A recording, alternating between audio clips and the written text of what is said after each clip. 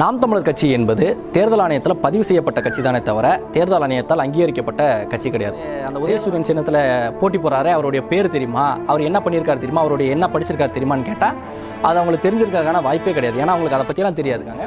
எனவே இந்த சின்னம் என்பது இந்த தேர்தலில் ஒவ்வொரு தேர்தலையும் வந்து முக்கியமான ரோல் ப்ளே பண்ணுது அப்படின்றதுல மாற்று கருத்தே கிடையாது. ஒரு வந்து உதயசூரியன் ரெட்டலை அப்படின்னு சொல்லி பிரச்சாரம் பண்ணிக்கிட்டே போவாங்க. அந்த தேர்தல் நெருங்க என்ன ஆகும்னா நம்பரை சொல்ல ஆகும்பாங்க. அந்த மிஷினில் அந்த சின்னம் எத்தனாவது நம்பரில் இருக்கு அப்படின்றதான் சொல்லுவாங்க. நாம் தமிழர் கட்சிக்கு இந்த சின்னம் மறுக்கப்பட்டது, வேற ஏதாவது ஒரு சின்னம் தான் கொடுக்கப்படுது இந்த தேர்தலில் அப்படின்னா நாம் தமிழர் கட்சி பெறக்கூடிய வாக்குகள் என்பது குறையுமா?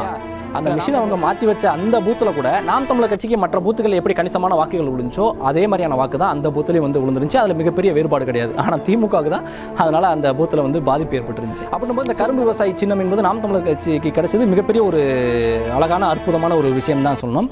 ஏன்னா அது ரொம்பவே க்ளோஸ் டு ஹார்ட்டாக இருக்கக்கூடிய ஒரு சின்னம்.